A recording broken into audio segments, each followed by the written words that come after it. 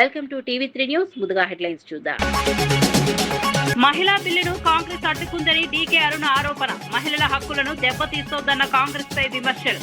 Bill వీగిపోవడంపై India కూటమి సంబరాలపై ఆగ్రహం. మహిళా సాధికారకతకు కేంద్రం కట్టుబడి ఉందన్న అరుణ. దస్తగిరి హత్యపై జగన్ పై మంత్రి సవిత ఆరోపణలు. తాడేపల్లి ఆదేశాలతోనే హత్య జరిగిందన్న వ్యాఖ్య. రియల్ ఎస్టేట్ కోసం సొంత వారినే బలి అన్న ఆరోపణ. నిందితులను వదిలేది లేదన్న మంత్రి సవిత హెచ్చరిక.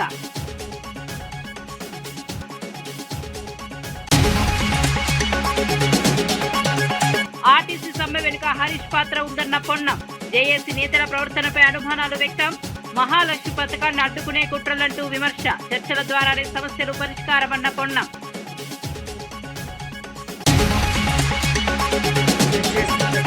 ఆర్టీసీ సమ్మె విరమించాలని మంత్రి సీతక్క విజ్ఞప్తి. చర్చల ద్వారా సమస్యలు పరిష్కరించాలన్న సీతక్క.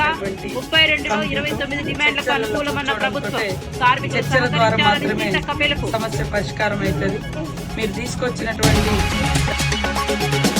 వార్త వివరాల్లోకి వెళ్తే, మహిళా రిజర్వేషన్ బిల్లుపై కాంగ్రెస్ మరియు దాని మిత్రపక్షాల వైఖరిని ఎంపీ డీకే అరుణ తీవ్రంగా విమర్శించారు.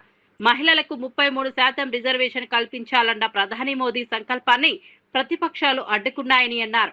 బిల్లు వీగిపోతే ఇండియా కూటమి సంబరాలు చేసుకోవడం సిగ్గుచేటని వ్యాఖ్యానించారు. తెలంగాణలో కాంగ్రెస్ ప్రభుత్వం మహిళలకు ఇచ్చిన హామీలను అమలు చేయలేదని విమర్శించారు. మహాలక్ష్మి పథకం కింద ఆర్థిక సాయం, స్కూటీల పంపిణీ ఏమైందని ప్రశ్నించారు. నియోజకవర్గాల పునర్విభజనతో తెలంగాణలో పార్లమెంటు స్థానాలు పెరిగే అవకాశం ఉందని తెలిపారు. అభివృద్ధి కార్యక్రమాలపై తప్పుడు ప్రచారం జరుగుతోందని, తాను అభివృద్ధికి వ్యతిరేకం కాదని స్పష్టం చేశారు. మహిళల సాధికారత కోసం కేంద్ర ప్రభుత్వం కట్టుబడి ఉందని పేర్కొన్నారు. రాజకీయాల కోసం ఉపయోగించుకుంటున్నారు తప్ప మహిళా రిజర్వేషన్లు మహిళలకు అందించాలని, మహిళలకు కూడా ఈ యొక్క రాజకీయ చట్ట సభలో భాగస్వామ్యం చేయాలనేటువంటి ఆలోచన కాంగ్రెస్ పార్టీ కానీ వాటి ఇండియా అలయన్స్ లో ఉన్నటువంటి మిత్రపక్షాలకు కానీ నాడు ఏనాడు కూడా సమాజ్వాదీ పార్టీ ఆనాడు నుంచి ఫస్ట్ నుంచి కూడా అపోజ్ చేస్తుంది. మన అసదుద్దీన్ పై కూడా ఎప్పుడు అపోజ్ చేస్తాడు. ఇండి పక్షాలన్నీ కూడా మహిళా రిజర్వేషన్ బిల్లులో 29లో మహిళలను పెద్ద ఎత్తున పార్లమెంట్ లో రావడానికి పెట్టిన బిల్లును ఆమోదం తెలిపితే వాళ్ళకి వచ్చేటటువంటి నష్టం ఏందో చెప్పాల్సినటువంటి అవసరం ఉన్నది. కేవలం నరేంద్ర మోదీ గారికి క్రెడిట్ దక్కుతున్నది. నరేంద్ర మోదీ గారికి ఆ ప్రతిష్ట వస్తుంది. మహిళా రిజర్వేషన్ బిల్లును 2029 అమలు చేసే విధంగా ప్రధానమంత్రిగా నరేంద్ర మోదీ ఉన్నారు కాబట్టి వారికి కీర్తి వస్తుంది, ఖ్యాతి వస్తుంది. ఇన్ని సీట్లు పెంచినటువంటి ఖ్యాతి కూడా ఆయనకే దక్కుతుంది. కాబట్టి దీన్ని ఏ విధంగానైనా అంటుకోవాలి అనేటటువంటి వారిని మోదీ గారి యొక్క వారికి వచ్చేటటువంటి ఆ పేరును అడ్డుకోవాలనేటటువంటి తాపత్రయంతోనే ఈ యొక్క బిల్లుని మహిళా రిజర్వేషన్ బిల్లు రాకూడదు. ఈ బిల్లు అమల్లోకి వస్తే వాళ్ళు భవిష్యత్తులో అధికారంలోకి రావడం కల్లాలనుకుంటున్నారో మరేమో తెలియదు. ఎందుకు అంత పెద్ద ఎత్తున వాళ్ళకి అభద్రతా భావం ఉందో తెలియదు. కాళేశ్వరం ప్రాజెక్ట్ కేసులో హైకోర్టు ఇచ్చిన తీర్పుపై ఎంపీ చావల్ కిరణ్ కుమార్ రెడ్డి స్పందించారు. ఇది కేవలం సాంకేతిక అంశాలపై వచ్చిన స్టే మాత్రమేనని తెలిపారు. విజిలెన్స్, ఎన్డీఏసీ నివేదికలు ఇప్పటికే అవినీతిని నిర్ధారించాయని చెప్పారు. ప్రభుత్వం న్యాయ నిపుణులతో చర్చించి తదుపరి చర్యలు చేపడుతుందని వెల్లడించారు. అవసరమైతే సిబిఐ స్వతంత్రంగా విచారణ జరపాలని డిమాండ్ చేశారు. కాళేశ్వరం ప్రాజెక్టులో జరిగిన అక్రమాలు బయటపడాల్సిందేనని అన్నారు. ప్రజల నమ్మకాన్ని నిలబెట్టేందుకు పారదర్శక విచారణ అవసరమని సూచించారు. ఈ కేసు రాజకీయంగా కాకుండా న్యాయపరంగా ముందుకు సాగాలని అభిప్రాయం వ్యక్తం చేశారు. ఏం చర్యలు తీసుకుంటుందో ఫర్దర్ అనేది తెలియజేస్తారు.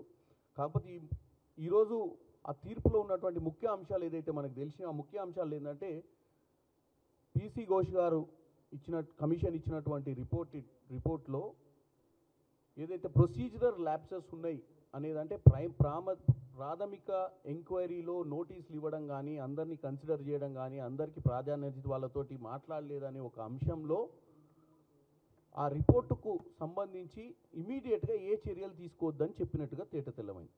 అంటే అర్థమైంది, రిపోర్ట్ మొత్తాన్ని తప్పు పట్టలే హైకోర్టు, కానీ రిపోర్ట్లో ఉన్నటువంటి చిన్న చిన్న ల్యాప్సెస్ని వీళ్ళు ఏదైతే ఆర్గ్యూ చేసిరో దాని మీద హైకోర్టు స్పందించినట్టుగా మనకు అనిపిస్తుంది.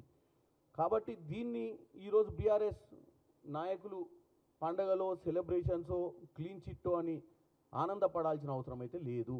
ఎందుకంటే పీసీ ఘోష్ కమిషన్ వేయక ముందే స్టేట్ విజిలెన్స్ అండ్ ఎన్ఫోర్స్మెంట్ ద్వారా అధికారుల ముడిగా చర్యలు తీసుకోవడం జరిగింది. ఎందుకంటే మేడిగడ్డ అన్నారం బ్యారేజీలు కుంగిపోయిన తర్వాత, మేడిగడ్డ బ్యారేజీలు కుంగిపోయిన తర్వాత ఏదైతే కమిషన్ వేసిర్రో ఆ కమిషన్లో తేటతెల్లం అయిపోయింది. అధికారుల నిర్లక్ష్యం ఉంది, అప్పుడు ప్రభుత్వం నిర్లక్ష్యం ఉందని. అందుకే అధికారుల మీద కూడా చర్యలు తీసుకోవడం జరిగింది ఆల్రెడీ.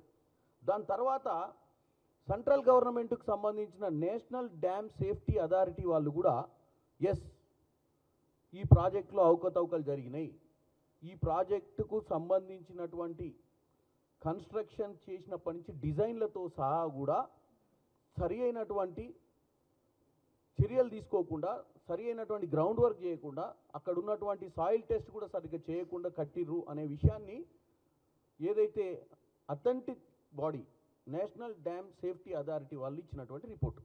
కాళేశ్వరం కేసులో హైకోర్టు తీర్పుపై ఎమ్మెల్సీ అద్దంకి దయాకర్ స్పందించారు. ఈ తీర్పుతో ఎవరూ సంబరాలు చేసుకోవద్దని హెచ్చరించారు.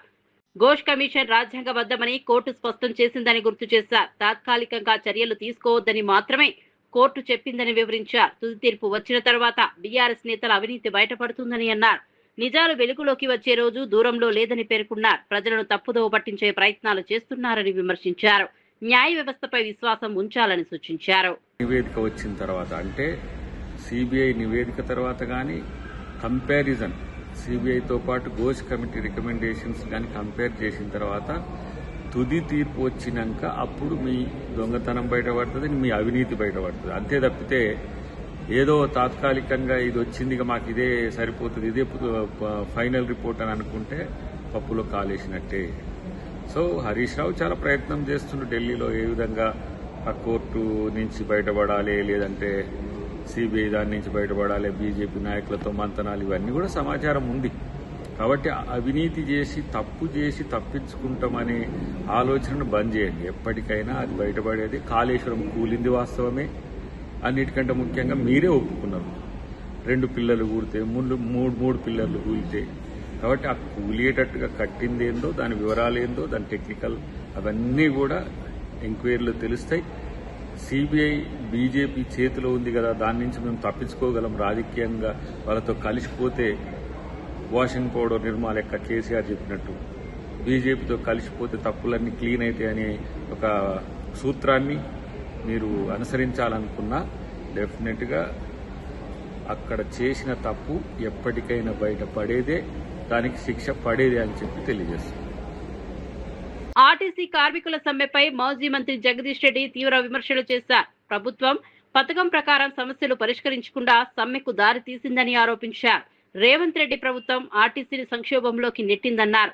గత 2.5 ఏళ్లలో 10,000 మంది ఉద్యోగులు రిటైర్ అయినా ఒక్క నియామకం జరగలేదని చెప్పారు. దీంతో ఉన్న ఉద్యోగులపై భారం పెరిగిందని తెలిపారు. రోజువారీ కూలీల కంటే అధ్వాన పరిస్థితుల్లో కార్మికులు ఉన్నారని అన్నారు.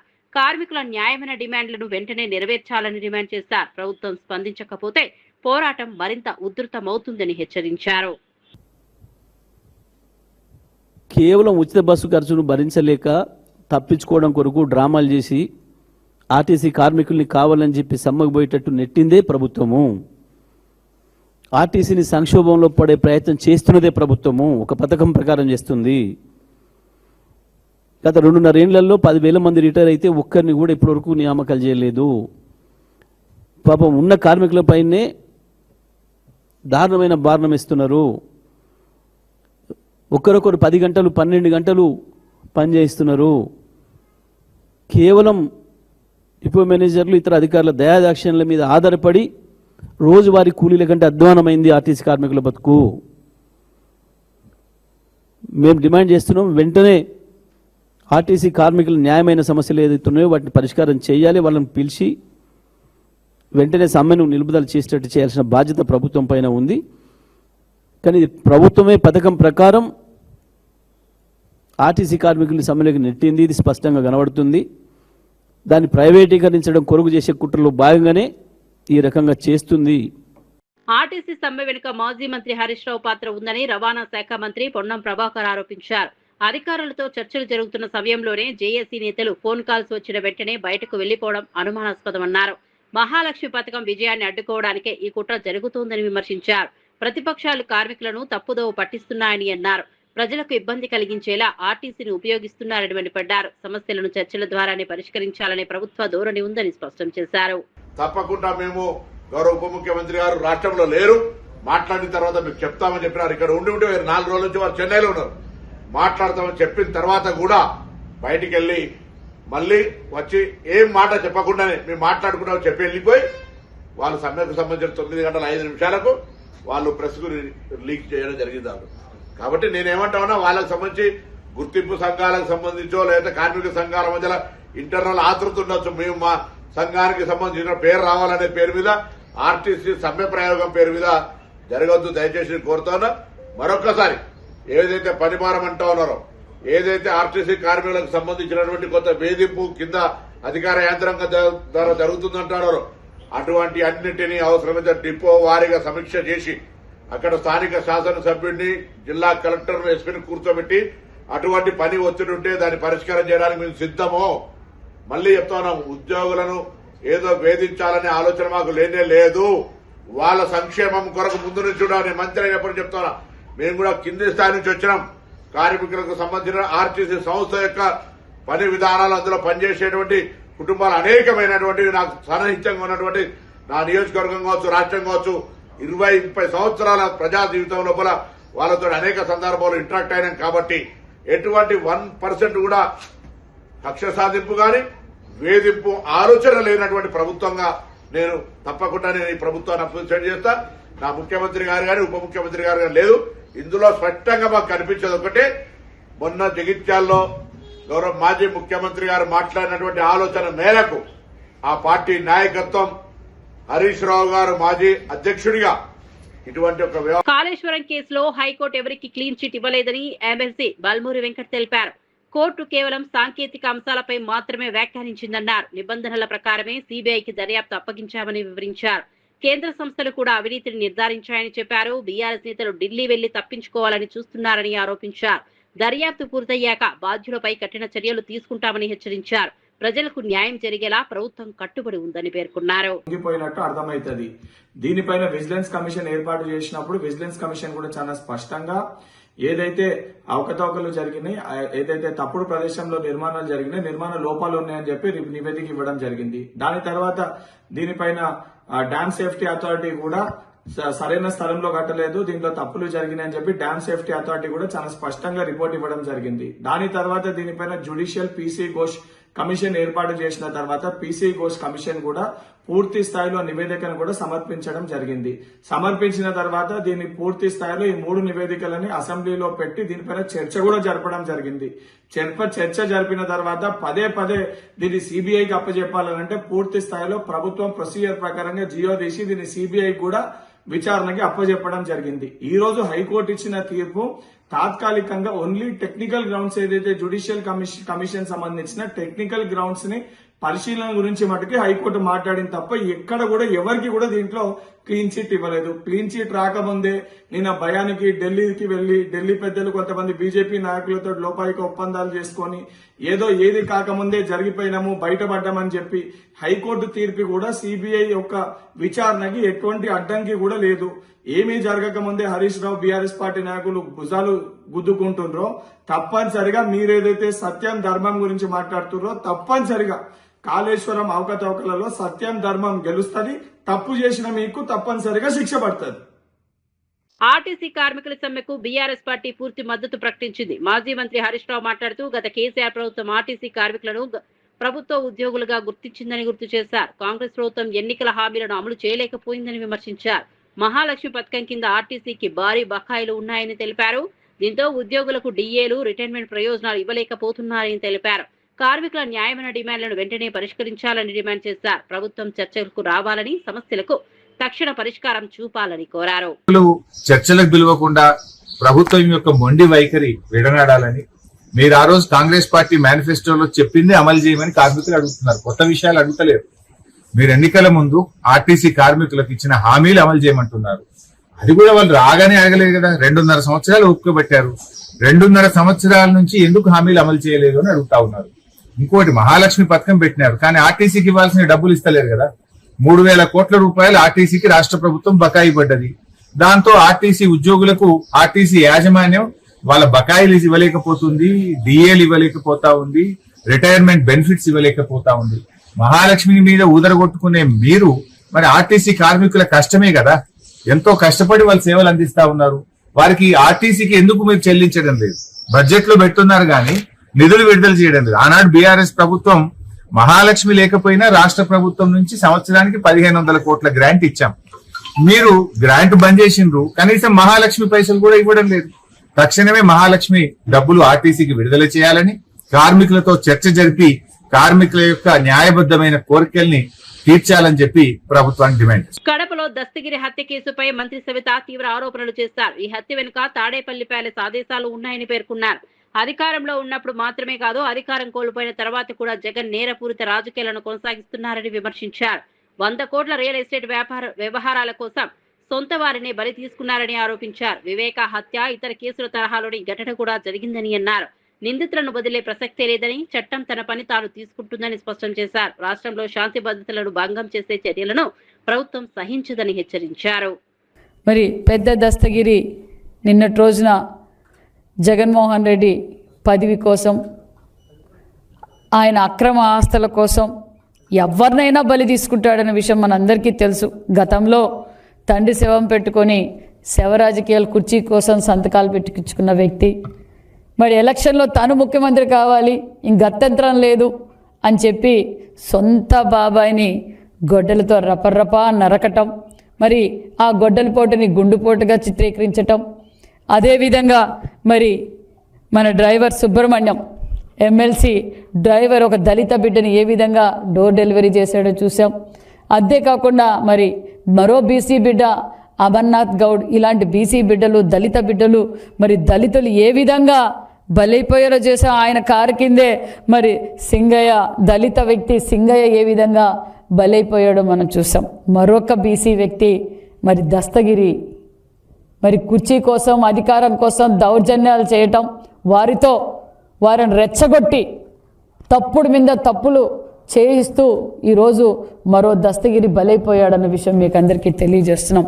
మరి ఇదే దస్తగిరి మరి ప్రభుత్వ భూములు అక్రమంగా దోచుకొని లేఅవుట్లేసి, అదే జగన్ రెడ్డి మేనమామకు కూడా గిఫ్ట్ ఇవ్వటం, ఇదే ప్యాలెస్ కట్టి అన్ని సదుపాయాలతో అతిపెద్ద ప్యాలెస్ మరి అదే వెంచర్లోనే మరి వాళ్ళు జగన్మోహన్ రెడ్డి గారి మేనమామకు గిఫ్ట్గా ఇచ్చారు. తెలంగాణ ఉద్యమం ఏ ఒక్కరి వల్ల రాలేదని ఎమ్మెల్యే మందుల శ్యామూర్ తెలిపారు.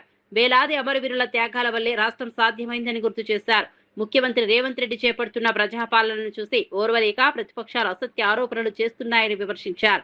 10 ఏళ్ల బీఆర్ఎస్ పాలనలో ప్రజల సమస్యలను పట్టించుకోలేదని అన్నారు. ఆస్తులు పెంచుకోవడానికే ప్రాధాన్యత ఇచ్చారని ఆరోపించారు. ఇప్పుడు అధికారం కోల్పోయాక ఉద్యమకారులు గుర్తుకు వస్తున్నారా అని ప్రశ్నించారు. రాష్ట్రంలో మళ్లీ కాంగ్రెస్ ప్రభుత్వమే వస్తుందని ధీమా వ్యక్తం చేశారు. కాళేశ్వరం పేరు మీద మీరు చేసిన వ్యవహారం అంతా ప్రజలకు తెలిసిపోయింది. ఇవాళ కేసీఆర్, ఇవాళ హరీష్ రావు గారు ముఖ్యమంత్రి గారి మీద మాట్లాడుతూ ఉన్నాడు. కాళేశ్వర తీర్పు మాకు వ్యతిరేకంగా వస్తుందేమో అని చెప్పి మేము ఆయన వకీలం పెట్టుకున్నాము, ఢిల్లీ పోయినామని చెప్తా ఉన్నారు. ఎందుకు ఆ పరిస్థితి వచ్చింది మీకు? అధికారం 10 సంవత్సరాలు మీ చేతుల అధికారం పెడితే మీరు చేసింది ఏంటిది? దానికోసం మాట్లాడకుండా సీఎం గారి మీద మాట్లాడతారు. అందుకోసమనే తెలంగాణ ప్రజలు మీరు ఏదో అనుకుంటా ఉన్నారు, నూటబెడ ప్రజలకు నక్కాశ పడ్డట్టు మళ్ళీ మేమేమొస్తాం, మేము యాడికి వస్తారు, మీరు యాడికి వస్తారు? గీడ ఉన్నకి అసెంబ్లీకి రాకపోతాడు పెద్ద మనిషి, కేసీఆర్కి అసెంబ్లీ రాకపోతా ఉన్నాడు. నిన్న పోయి బదిలాడి పోయి ఆ సిరిసిల్ల కాడ పాప జీవం లేని జీవరెడ్డికి ఇది జీవం వహించారు. కానీ హరీష్ రావు గారు మాట్లాడే విధానం, ఆర్టీసీ సమ్మె మీ పీరియడ్ల కార్మికులు సమ్మె చేస్తే 34 మంది చచ్చిపోయారు మీ కారణంగా. ఇవాళ లేనిపోని అపోలు పెట్టి ఆర్టీసీ కార్మికులను ఎగదోచి సమ్మె చేయమని చెప్పి మీరు ప్రోత్సహిస్తూ ఉన్నారు. రాష్ట్ర ప్రభుత్వాన్ని, ముఖ్యమంత్రి గారిని మీరు తులనాడుతూ ఉన్నారు. కానీ మీ పీరియడ్ల పల్లెలకు ఎవరు పోలే. మీరు కట్టించిందంత ఏంటిది? శ్మశాన వాటికలు, బొందలగడ్డలు, వైకుంఠ ధామాలు. ఇవాళ గొప్ప చెప్తా ఉన్నారు దాన్ని. నువ్వు దొడ్డు బియ్యం వస్తే మొత్తం అది బర్లకు కుర్చీల పోసారు, దొంగతనం అమ్ముకున్నారు, రీసైక్లింగ్ చేసి ఆ బియ్యాన్ని అమ్ముకున్నారు. ఇలా బ్రహ్మాండంగా సన్న బియ్యం ఇస్తూ ఉంది కాంగ్రెస్ సర్కార్, రేవంత్ రెడ్డి గారు ప్రభుత్వం. బ్రహ్మాండంగా 5 లక్షలు చిల్లు కట్టిస్తూ ఉన్నారు. మీరు కట్టించిన బొందలగడ్డలు ఇవాళ ఇచ్చే స్కూల్ పెడతా ఉన్నారు. ఇంటిగ్రేటెడ్ స్కూల్ పెట్టారు. నా నియోజకవర్గానికి కూడా ఇంటిగ్రేటెడ్ స్కూల్ ఉంది. ఇలా పని నడుస్తూ ఉంది. కనుక ఇవన్నీ ఆర్టీసీ కార్మికులు సమ్మె విరమించాలని మంత్రి సీతక్క విజ్ఞప్తి చేశారు. ప్రభుత్వం ఏర్పాటు చేసిన కమిటీతో చర్చల ద్వారా సమస్యలు పరిష్కరించుకోవాలని సూచించారు. ఈ సమ్మె కారణంగా పేద ప్రజలు తీవ్ర ఇబ్బందులు పడుతున్నారని ఆవేదన వ్యక్తం చేశారు. కార్మికుల 32 డిమాండ్లలో 29 అంశాలకు ప్రభుత్వం అనుకూలంగా ఉందని తెలిపారు. ఉద్యోగులకు అనుకూలంగా పనిచేసే ప్రభుత్వం తమదేనని చెప్పారు. గత ప్రభుత్వంతో పోలిస్తే ప్రస్తుతం జీతాలు క్రమం తప్పకుండా జమ అవుతున్నాయని పేర్కొన్నారు. కార్మికులు సహకరించి చర్చలకు రావాలని కోరారు.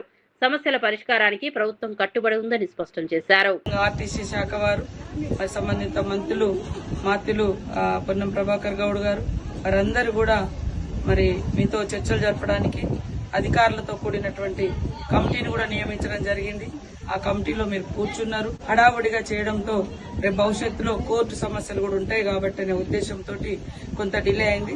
దాన్ని అన్యథగా భావించకుండా ఈ రోజు ఫ్రీ బస్సులో లక్షలాది మంది మహిళలు రోజు ప్రయాణిస్తున్నారు. అందులో చాలా 99% పేదింటి బిడ్డలే ప్రయాణిస్తున్నారు. స్కూళ్లలో కావచ్చు, కాలేజీలకు కావచ్చు, లేదా ఎక్కడన్నా పనికి వెళ్లడానికి కావచ్చు, లేదా ఇతరత్ర సొంత అవసరాల కోసం కూడా రాష్ట్ర వ్యాప్తంగా వివిధ పనుల నిమిత్తం తిరుగుతున్నటువంటి మహిళలకు మీరు చేస్తున్నటువంటి సమ్మె మూలంగా తీవ్రమైనటువంటి ఆటంకం ఏర్పడుతుంది, ముఖ్యంగా పేదింటి బిడ్డలకు. అదే కాకుండా సామాన్యులు కూడా మగవాళ్ళు కూడా వాడేది మన ఆర్టీసీ సేవల్ని.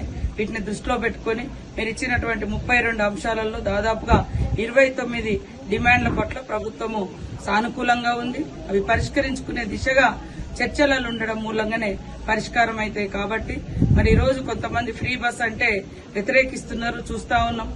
మాజీ ముఖ్యమంత్రి గారు ఫ్రీ బస్ అనేది ఒక దండగా బస్సు అని హేళన చేసినటువంటి 24 గంటలలో ఈ రోజు ఆర్టీసీ కార్మికులు సమ్మెకు దిగడంతో కూడా ఇది మహిళలకు చాలా చాలా ఆటంకం, చాలా ఇబ్బందికరం, ముఖ్యంగా పేదింటి బిడ్డలకు. దయచేసి ఈ సమ్మెను విరమించి ప్రభుత్వంతో చర్చలకు రావడం మూలంగా మాత్రమే సమస్యలను పరిష్కరించుకోగలుగుతాం. ఈ ప్రభుత్వం ఉద్యోగుల ఫ్రెండ్లీ ప్రభుత్వం. సమస్యలను వినడానికి ఎప్పుడు కూడా మంత్రులుగా మేము గాని, శాఖ సంబంధిత అధికారులు గాని, ముఖ్యమంత్రి గారు గాని అనేక సందర్భాల్లో మీరు ఉద్యోగులంతా ఏర్పాటు చేసుకున్నటువంటి జేఏసీతో కూడా కూర్చోవడం జరిగింది. వచ్చే నెలలో జరగనున్న బక్రీద్ పండుగను దృష్టిలో ఉంచుకుని జూబ్లీహిల్స్ జోన్ పరిధిలో మధురానగర్ కమ్యూనిటీ హాల్లో సమన్వయ సమావేశం నిర్వహించారు. ఈ సమావేశాన్ని జూబ్లీహిల్స్ డీసీపీఏ రమణారెడ్డి, అదనపు డీసీపీ శ్రీకాంత్ ఆధ్వర్యంలో నిర్వహించారు. పోలీస్, జీహెచ్ఎంసీ, వెటర్నరీ, ట్రాన్స్పోర్ట్ శాఖల అధికారులు సమావేశానికి హాజరయ్యారు. పండుగ సమయంలో భద్రత, పరిశుభ్రత, ట్రాఫిక్ నియంత్రణ వంటి అంశాలపై ప్రత్యేక దృష్టి పెట్టాలని అధికారులు చెప్పారు. బలి కోసం తీసుకొచ్చే జంతువుల విషయంలో వెటర్నరీ విభాగం జాగ్రత్తలు పాటించాలని సూచించారు.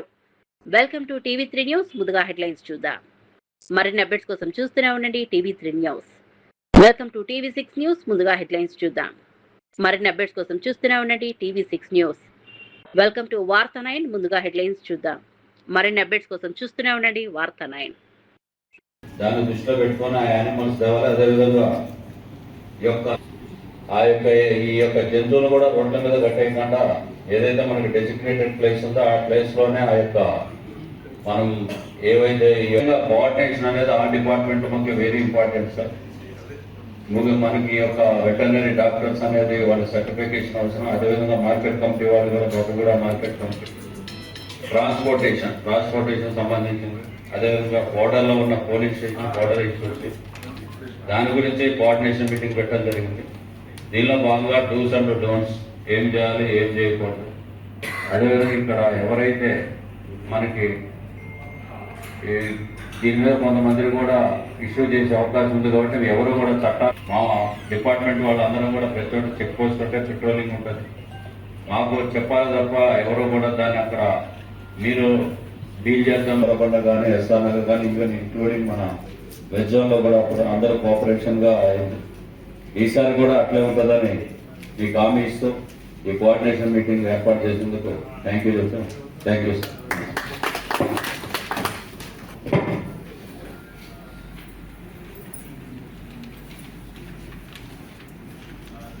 చేయడం జరిగింది. ఈ మీటింగ్ కి సంబంధించి Qureshi community and transporters next other departments అందరం కూడా ఈరోజు ఇక్కడ మీటింగ్ ఏర్పాటు చేసి నెక్స్ట్ 1 month ఏమేమి ఇష్యూస్ వస్తాయి వీటికి మనము ఎట్లా ప్రిపేర్డ్గా ఉండాలి, దాన్ని ఎటువంటి ఇష్యూస్ వచ్చినా కూడా అక్కడ ఎటువంటి గొడవ ఈ కేసులు అవి లేకుండా పీస్ఫుల్గా ఎలా చేయాలనే దాని మీద డిస్కస్ చేయడం జరిగింది. మెయిన్గా నెక్స్ట్ 1 month ఈ క్యాటిల్ ట్రాన్స్పోర్టేషన్ అనేది మేజర్ ఇష్యూ ఉంటుంది.